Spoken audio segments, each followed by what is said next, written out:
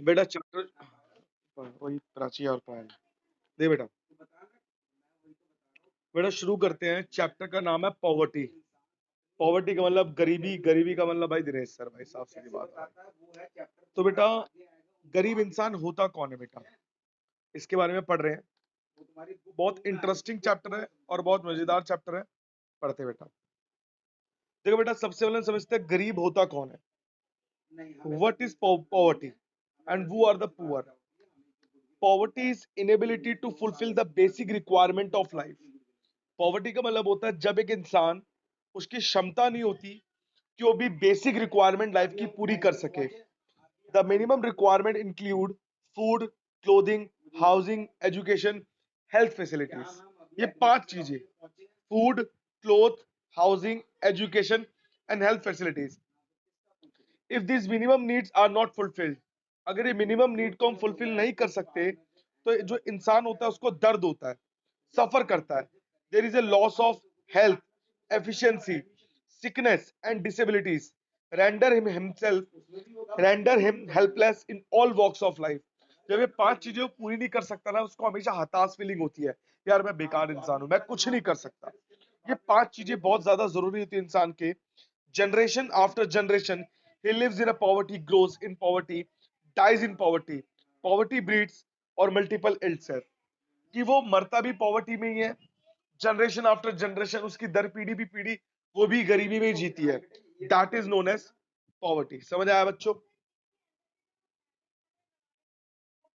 Poverty हमारी दो type की होती है, एक होती है रिलेटिव पॉवर्टी, एक होती है एब्सोल्यूट पॉवर्टी। तो बेटा रिलेटिव पॉवर्टी क्या होती है उसको समझते हैं बेटा। एक मिनट,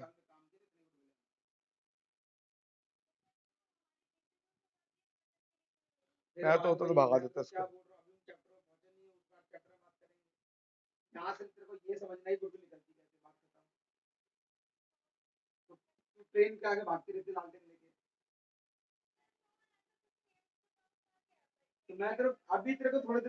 हाँ बेटा, अगला है relative poverty and absolute poverty. How are poor identified.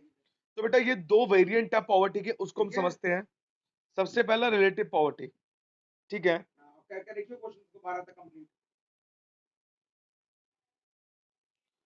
Relative poverty होता क्या है, it refer to poverty across different class, religion और कंट्रीज। ये वो पॉवर्टी होती है जो शो करता है डिफरेंट क्लास, डिफरेंट रीजन और डिफरेंट कंट्री में, अलग अलग जगह। द कंट्री और class of people whose living level of living is low is treated as poor। कुछ कंट्री में क्या होता है, अगर आपका स्टैंडर्ड ऑफ लिविंग अगर लो होता है तो आप पुअर कहलाते हैं, और relatively poor in comparison to the country और class of poor having high living, high level of living. और उसी कंट्री में क्या होता है कि इसका हाई स्टैंडर्ड ऑफ लिविंग होता है तो उसको अमीर कहलाते हैं बेटा। रिलेटिव पॉवर्टी रिलेट करना, दो कंट्री से रिलेटेड, इंडिया और अमेरिका की बात की जाए तो इंडिया में लोग गरीब है अमेरिका के अकॉर्डिंग, ठीक है। तो relative poverty is also interpreted in terms of inequality income with in the country. For example in India share in the national income of 20% of the people at the bottom. जो 20% people है वो bottom पे है, बिल्कुल touch कर रहे हैं, जमीन में टच कर रहे हैं, इतने गरीब है। बियरली 8.1% वाइल ऑफ 20%, उस 20% के अंदर जो 8.1% है एट द टॉप इज 45.3%। कि उस 8.1 उस 20% के अंदर जो 8.1% है वो टॉप पे है, ठीक है ना। तो मतलब एक सिस्टम बना रखा है इन लोगों ने कि अगर किसी की इनकम, अगर किसी की इनकम ज्यादा है रिलेटिव पॉवर्टी में इंडिया के अंदर, तो उसको टॉप में रख रखा है। जो है टॉप की परसेंटेज है 45.3%। एंड जो नेशनल इनकम जो हमारा 20% है उसके अंदर 8.1% बिल्कुल लो में है, उस 20% के अंदर में से। तो इसको हम बोलेंगे रिलेटिव पॉवर्टी। समझ आ गया बेटा।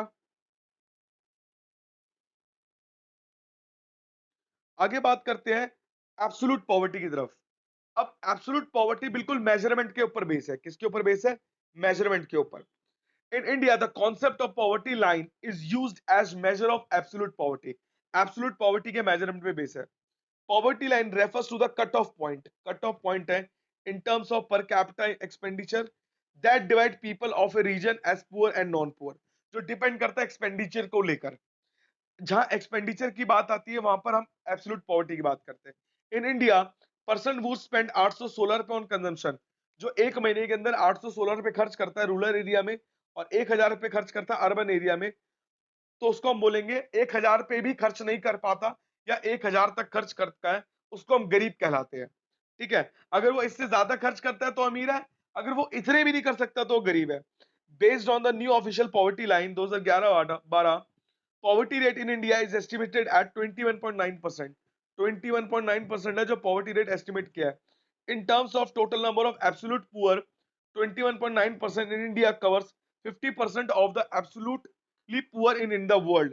मतलब कि पूरे वर्ल्ड में अगर देखा जाए तो in India covers over 50% of the absolute poor.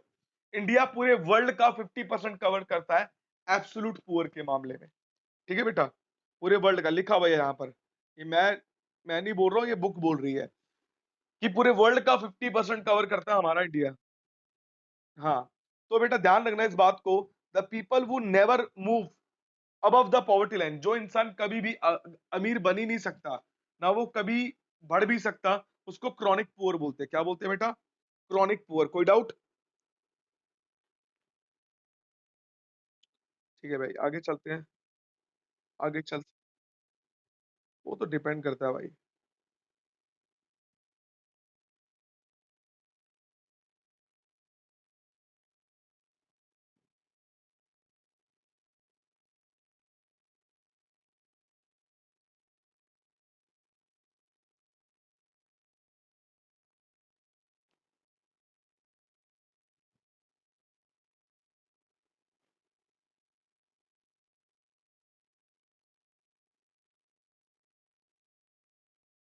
हम्म, देखो भाई, कुछ पॉवर्टी एलिवेशन प्रोग्राम थे, उसको हम पढ़ते हैं। कुछ पॉवर्टी एलिवेशन प्रोग्राम है, उसको पढ़ते हैं, फिर हम आगे देखते हैं। पॉवर्टी एलिवेशन प्रोग्राम इसलिए बनाए गए थे कि हम गरीबी हटा सके, बट इस प्रोग्राम ने क्या करा, गरीबों को ही हटा दिया। सबसे पहला, स्वर्ण जयंती Gram Swarozgar Yojana, to remove poverty from rural area. गांव से हम लोग गरीबी हटा रहे थे, हमने स्वर्ण जयंती ग्राम स्वरोजगार योजना लॉन्च किया अप्रैल में 1999 में। तो ये इसने रिप्लेस किया था rural development programme, integrated rural development programme को रिप्लेस करा।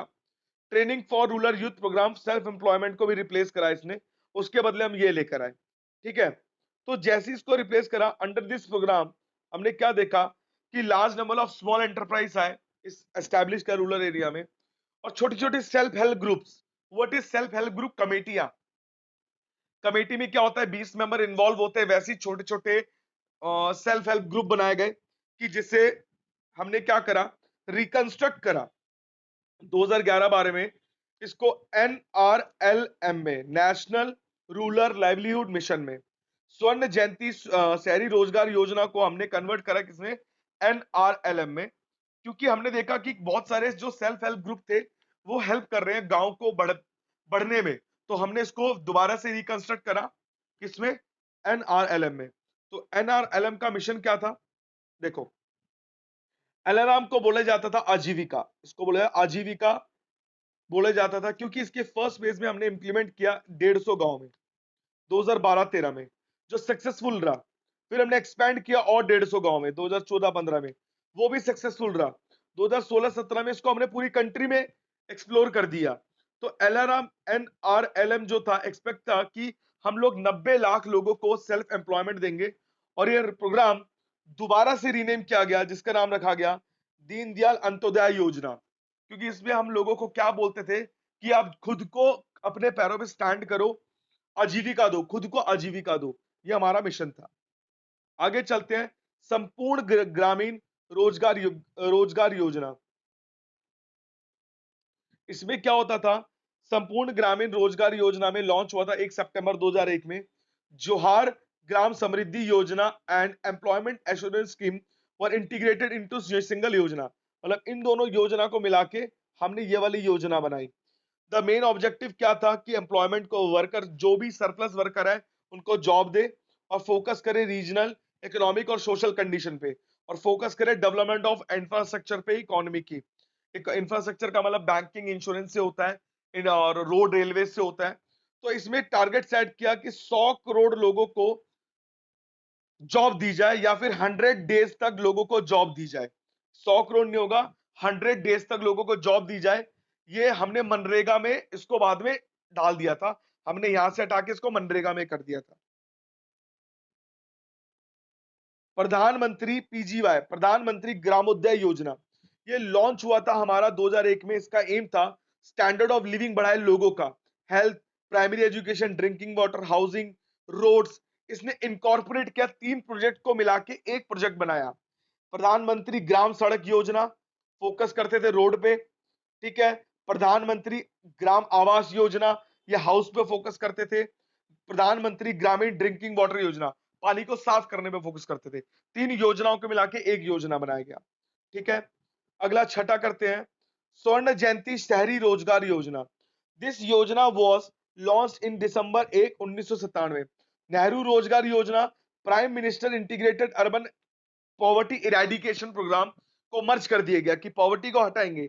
इस योजना का मेन उद्देश्य था कि लोगों को जॉब दे और एम्प्लॉयमेंट दूर करे, जिसमें क्या हुआ, अर्बन सेल्फ एम्प्लॉयमेंट प्रोग्राम और अर्बन वेज प्रोग्राम को भी हमने जोड़ दिया, जिसका टोटल एक्सपेंडिचर था प्रोजेक्ट का 75% बॉन्ड कौन करता था, सेंट्रल गवर्नमेंट, बाकी हमारा स्टेट गवर्नमेंट करता था, ठीक है। तो इस पे एमसीक्यू बन सकता है एक छोटा सा। आगे चलते हैं, प्राइम मिनिस्टर रोजगार योजना। प्राइम मिनिस्टर क्या करता था, इसमें स्कीम था कि लोगों को लोन देंगे कि वो अपना छोटा मोटा बिजनेस सेटअप कर सके। ये एजुकेटेड लोगों को मिलता था, 1 लाख से 2 लाख रुपए तक का कुछ भी काम करने के लिए। अगला, development of small cottage industries, क्योंकि हम सबको पता है कि हमारी इंडस्ट्रीज को भगा, मतलब कि स्मॉल इंडस्ट्रीज तो हमारी भाग जाती थी, गरीबी के कारण पैसा नहीं होता था। तो उनको डेवलप करने के लिए हमारी एक प्रोग्राम बनाया गया था कि उनको गरीबी, वो जो स्मॉल इंडस्ट्रीज है उनके अंदर जो गरीबी थी वो दूर हो और हमारी इंडस्ट्रीज भी डेवलप्ड हो, ठीक है बेटा। इसीलिए हमने क्या करा, स्प्रेड करा cottage and small scale industry को गांव गांव में, कि लोगों को जॉब मिले और गरीबी भी दूर हो। अगला है मिनिमम नीड प्रोग्राम योजना।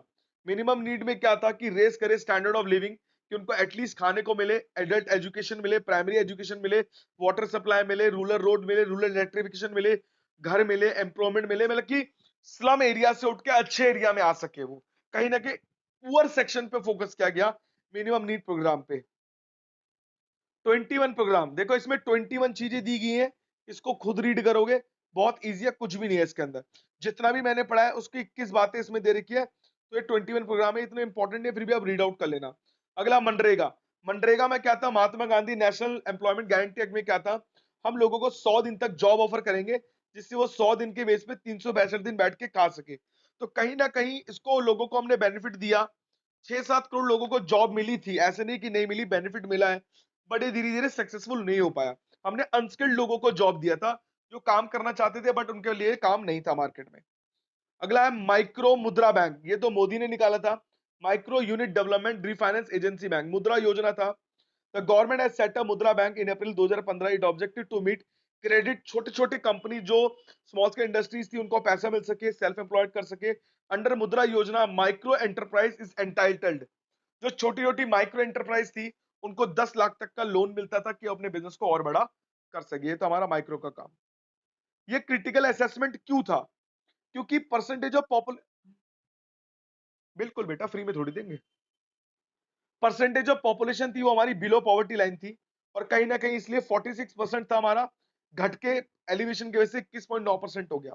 वेज रेट टाइम बढ़ते गए धीरे धीरे।